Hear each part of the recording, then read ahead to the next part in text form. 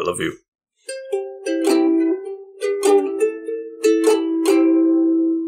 Welcome back, Couch Potatoes, to another riveting episode of the Batman playlist. Episode that I feel maybe quite controversy, given my feelings, but we'll find out. I am the Green Traveler from Gorsh. And I am the Faceless Leon. Here we are again on Green and Faceless on the Couch. Woo! Yeah, a podcast about movies and TV. We're here again with our Bat Dad, Michael Keaton, and his Bat Dad, who I forgot the guy who played Alfred. Oh, now I feel bad. Michael Goff, a Tim Burton regular. He gets much more of a role in this, and I'm happy for that. Yeah. Yeah. It's nicer. It's definitely nicer. But that's one of the few things that's nicer, in my honest opinion. So, yeah. Should we just jump right back into the synopsis of this movie? You know, I guess to give it a little bit of backstory first. Personal backstory. I watched this a lot more as a kid than I did the first one. I think the Joker was too scary for me as a kid, so me and my brother probably didn't watch it as much, but we definitely watched this one a lot. I remember seeing it a lot. We watched this one a lot, too. And as a kid, I remembered really liking it. Uh-huh. Rewatching it, not for the first time in probably a decade, it went downhill. It went downhill quite a lot since the last time I've seen this film. So I'll let you go ahead and dive into the synopsis. I just wanted to give that brief personal feelings about it. I see. Okay. Well, so Gotham, Batman, yada, we know that part. There is another legacy character in the old money of Gotham, and that is the Penguin, Oswald Cobblepot. In this version, his parents, Pee Wee Herman, and who else was it? It was just a cameo, really. But, yeah, I don't even remember who it was. But they... Diane Salinger. Okay, yeah. They take him down to the river and dump him in along with his pram as a baby because they don't want to deal with him and he is deformed. He has flippers for hands. He has a thumb and an index finger, and then his three fingers are fused together. And when I say a flipper, that's just what they call it here. Obviously, I wouldn't just go around the street and say, "Oh, I like your flipper there." You're sorry, right? So, yeah, they play with that a lot, and I actually thought that part at least was a little interesting, like how he uses that to later manipulate the people of Gotham. But I'm getting ahead of myself. He grows up in the sewers with penguins because there's an old aquarium down there for some reason. Honestly, I think that is a part of Batman lore, is like under the city there's all this old like Wonderland infrastructure stuff. Yeah, some other old city. Yeah. Yeah, I don't know. I do want to say that I saw that no penguins were harmed in the making of this film. That's good. They apparently went way out of their way to make these penguins as comfortable as possible, including keeping the set super fucking cold so that poor Michelle Pfeiffer in her latex costume was pretty much freezing for 8 hours a day. Oh, God. But the penguins are fine. The penguins are fine. Tall blonde women were harmed in the making of this movie. So the Penguin, he one day decides to kidnap Max Schreck, played by Christopher Watkins. And yes. My wife said, "It is strange how the white hair makes him look so much younger." And I was like, yeah, and also 30 years. Right. That does it too. But he is some kind of tycoon industrialist, owns a department store brand and that kind of thing. And it has a pretty rough reputation as being a bully to get his way and stuff like that. Basically, he uses that to influence as much as he can in the political structure of Gotham. In fact, he's good friends with the mayor, played by Michael Murray. I don't remember... Michael Murphy. Michael Murphy, thank you, not Michael Murray. And the character's name, I don't remember if they actually gave the mayor's name. I don't think so. Anyhow. I guess the novelization gave him a name. The name of Roscoe Jenkins, but I don't think the movie... So, I can find it in one. While he is personal friends with the mayor, I think he can't get him to sign off on certain things that he wants him to do. And eventually, Max convinces the Penguin to run for mayor after doing some heroic deeds to win over the public. Yeah. That is the plot of the movie, basically. Yep. And Bruce, when he first sees the Penguin on TV, along with mostly everybody else, is like, wow, I hope the Penguin claims he wants to find his parents. And he's like, wow, I hope he finds his parents. But then, being who Bruce is, he does get invested in his own thoughts and starts tearing apart the Penguin's story. And figures out that he's the leader of the gang that has been disrupting Gotham lately. I can't remember what the gang's name is, but it's a bunch of carnival characters. Wikipedia tells me it's Red Triangle Circus Gang. Gotcha. Very strong name there. Yes, they didn't want to go for rings because that would be cliche. Yeah, exactly. Yes. The Red Ring Circus Gang. No, it's Tim Burton didn't want to make another one. I don't know if Michael Keaton was interested, but they threw Michael Keaton a buttload of money, so of course he came back. And then Tim Burton came back when they offered him, more creative control. It would be more of his film. There was more money, more freedom, go do what you want. And I guess Tim Curry... Damn, why do I keep doing that? It's not Tim Curry. I guess Tim Burton, he said that he'll also come back if they ditch Sam Hamm, the writer of the last one, and they bring in a writer that he was interested in, Daniel Waters. Daniel Waters did this movie called Heathers. It's Christian Slater. Heathers is an interesting movie. That is a very interesting movie.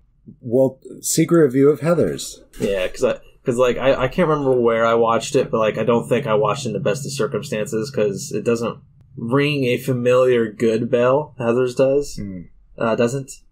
But I don't know.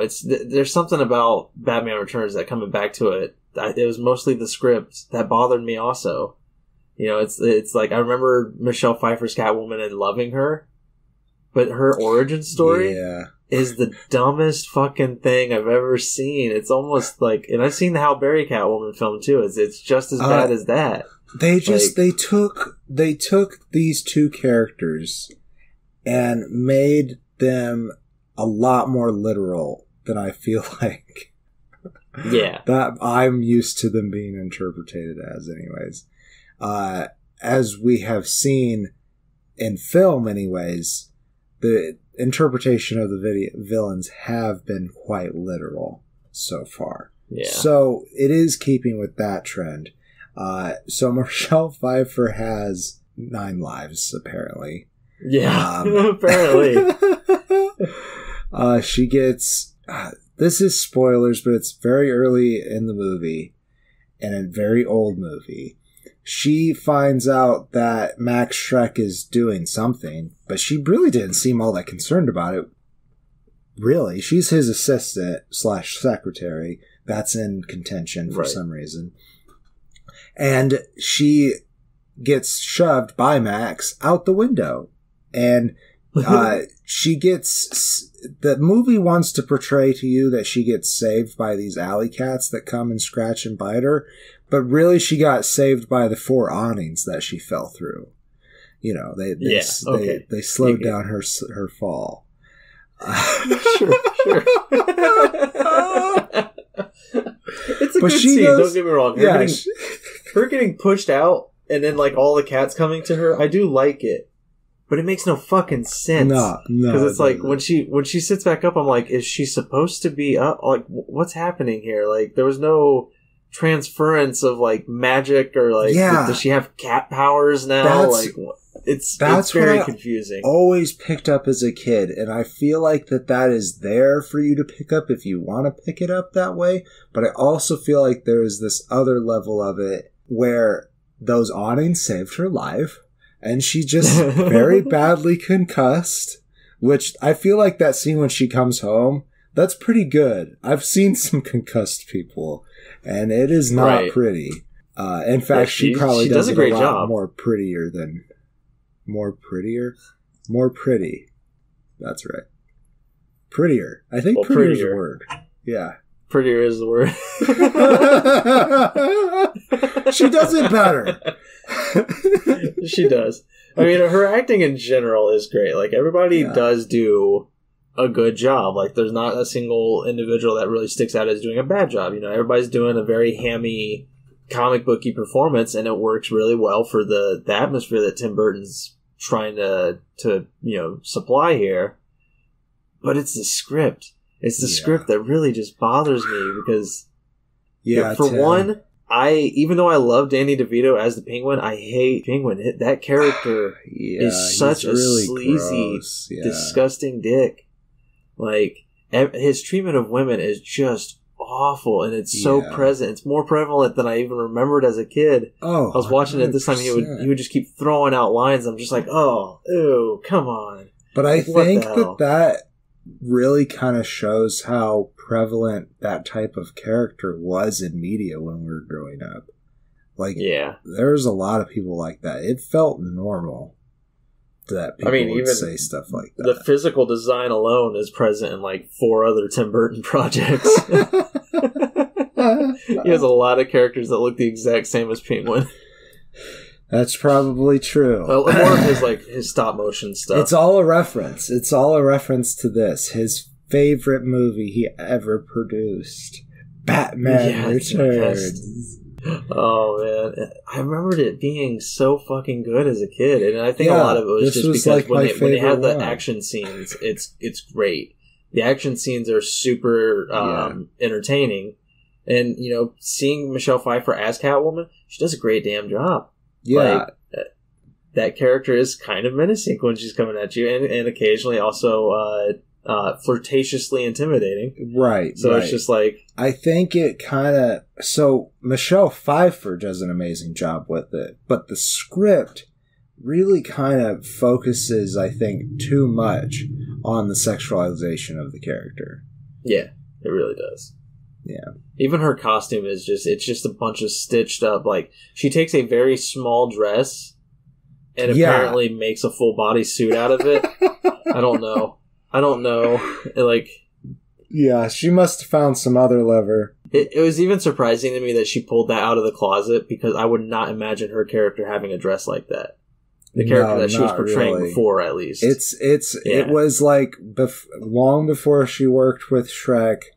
Back when she was like 21 and first going to clubs, and then then she got too sick one night and hung it up in the closet and was like, never again. I can't be this kind of girl. It's not my lifestyle. I gotta get up for work in the morning.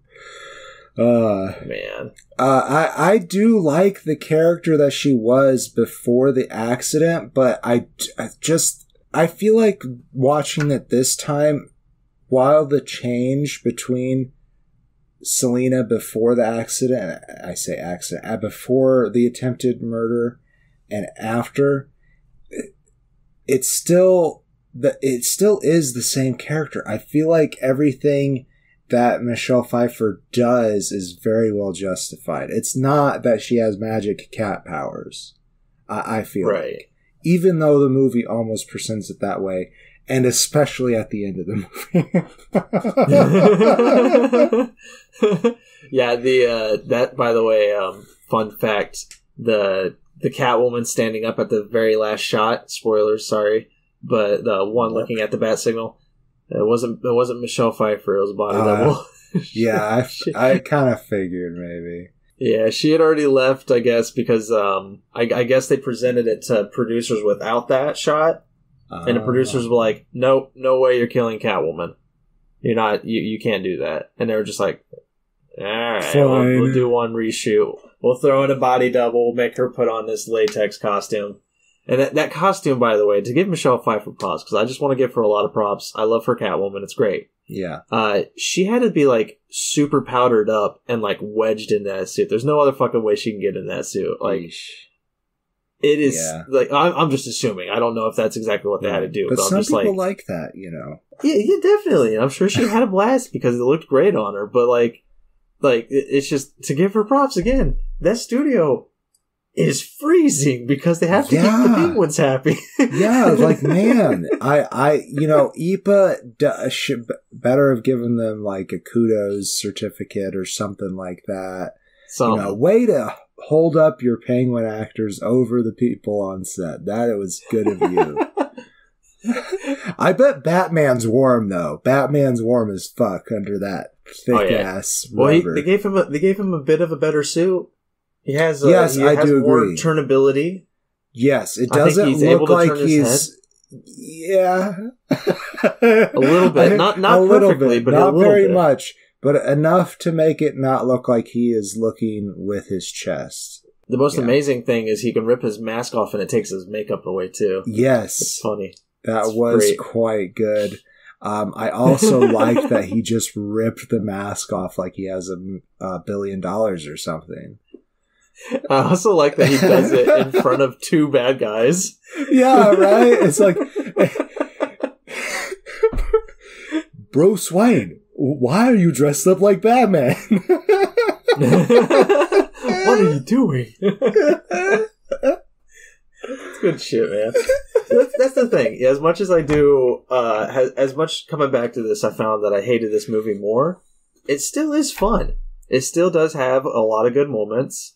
Max Schreck, it's a reference to Nosferatu, the actor who played Nosferatu. Well, I don't remember what the character's name is in Nosferatu, but it's not Nosferatu, but it was basically a rip on Dracula. It might have been Dracula, but it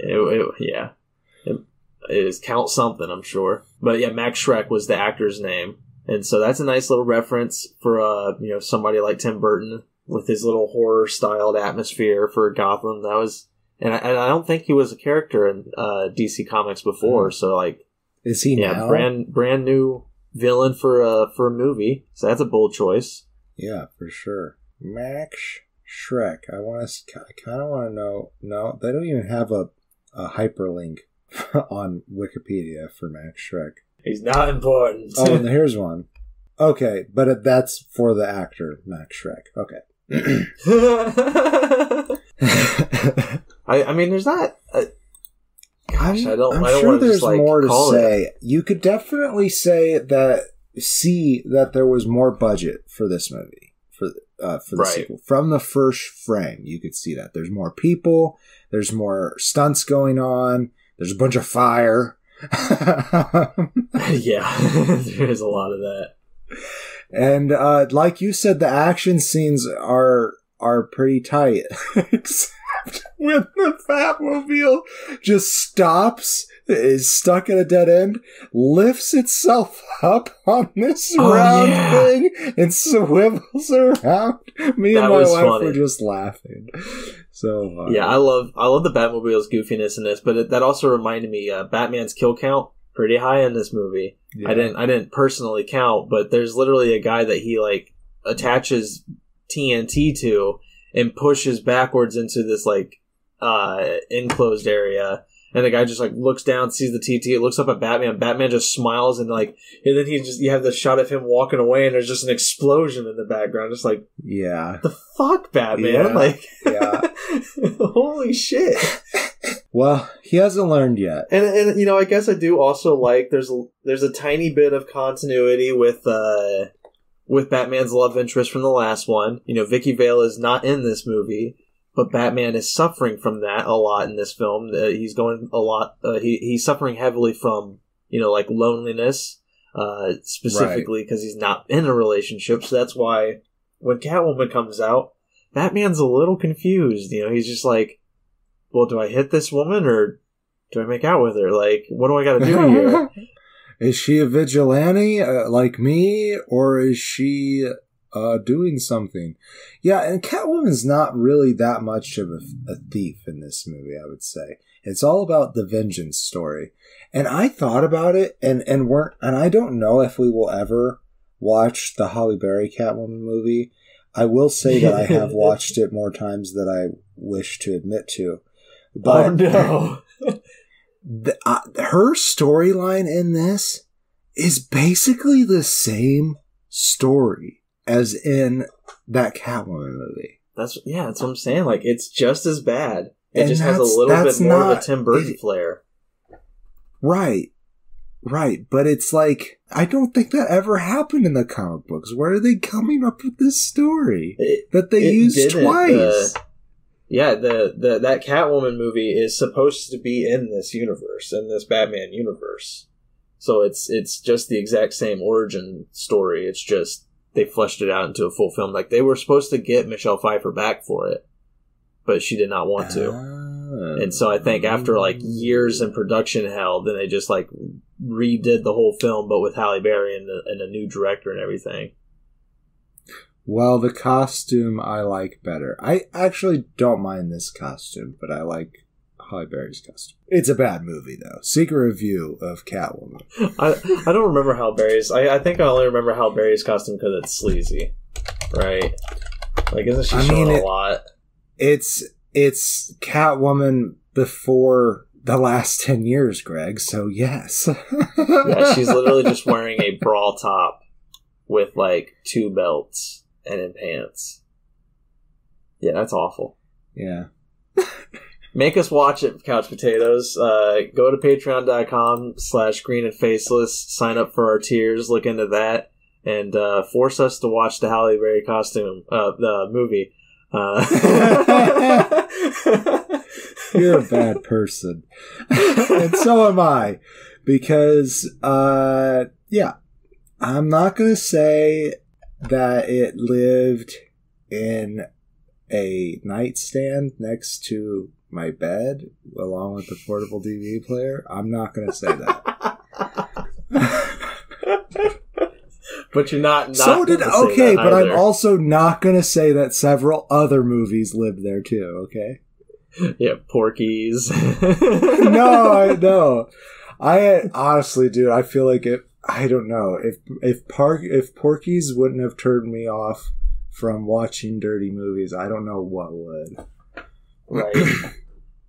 Yeah. It didn't turn me off, but it has as an adult. So going back, oh my god, I still can't believe we watched Porky's for this podcast. Mom, what did you do to us? Let's do our closing statements. I think we can do it now. We vamped enough. I'll still be kind to this film. I still enjoy it. I still think it has a lot of fun flair at least. It's not as campy as it's about to get, because it's going to get crazier and campier from here. But it's definitely getting there. Even though I like that, Tim Burton had more creative control, it seemed like he might have needed a little bit of guidance, because that script, it probably needed a couple more drafts. Like, it was close, but it's just, I don't know. It's not enough. I give it 2.5 stars. I do enjoy the acting. I love the villains of this. I don't love the Penguin anymore.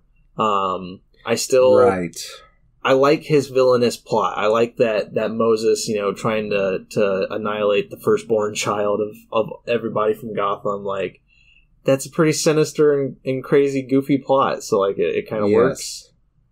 And boy, I don't know. It's always fun to see Michael Keaton as Batman. And, hopefully we get him back. The DCU has been hinting that, he'll be back for Batgirl, which is supposed to come out next year, as well as The Flash. I don't know if they're going to go further with The Flash due to Ezra Miller's issues. Yeah, recent troubles, yeah.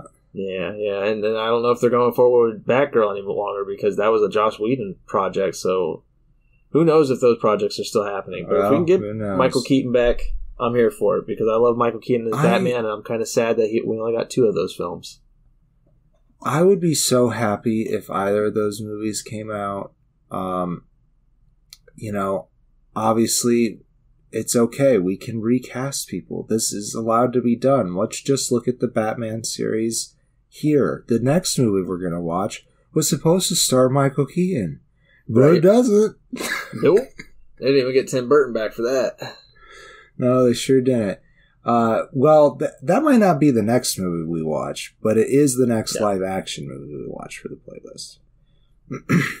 Yeah, next week we're coming at you with one of my faves. I'm hoping it holds up because I haven't seen it since I was a child either. But you know what? I remember renting this movie several times and only ever making it through the first half. I don't know. Oh my god. I always felt like I was missing something. I always felt like I was missing something from the series. Like I was like, oh, maybe I need to watch the whole series to get this. Oh no! Now I'm nervous. Maybe it doesn't hold up. Oh well, it was also what I didn't realize about it was that the animated series was in these short bursts of rising action climax quick fall. This was a big long movie. I just felt like maybe it didn't hold my attention because it was harder to hold my attention than when I was a kid. That's true indeed. Well, we can only hope. What are your closing thoughts on Batman Returns? Oh yes. Batman Returns. I give it a face. There's a lot of nostalgia I have for this movie, but it has been marred by my adult rewatch. I will say that. It is mostly to deal with the Penguin, which I think is a shame because I really think Danny DeVito's acting was really good. It's just the script, but he might have had some of the hand in some of those jokes because his earlier comedy was pretty raunchy. It still is fairly raunchy, but it's not as demeaning towards women as his older comedy was. And that just shows that he has grown as our community is growing. Yeah, hopefully. So I do like pretty much everybody's acting in this except for Chip, who I don't remember who plays Chip, but he is Max Shrek's son. And what it's all for, according to Max Shrek. For some reason, I remember Max Shrek sacrificing his son. It kind of does happen at the beginning, because there's that person that goes. I think he goes to assassinate Shrek, and then his son jumps in. He's like, "Run, Dad, go for it!" And then he's just like, "No, son, I won't leave you." And he's like, "Dad, run!" And he's like, "Okay," and then he just walks away. Yes, I do remember that, and I felt like, and I felt justified in this false memory. I was like, oh, okay, that's setting up that he lets him fall off a ledge or something like that. Right. But that does not happen in this movie. I don't know where I got that. In fact, his son he sacrifices himself for Chip. He says, no, your beef is with me. It's not really with my firstborn son. So, I'm the one who betrayed you. So just take me. And Danny DeVito, fails the charisma test. So he takes him with him. Yeah, they were the villains just get jumbled up in this because it's you feel like the Penguin has this grand master plan, but then at the same time, he doesn't seem like he's smart enough for it.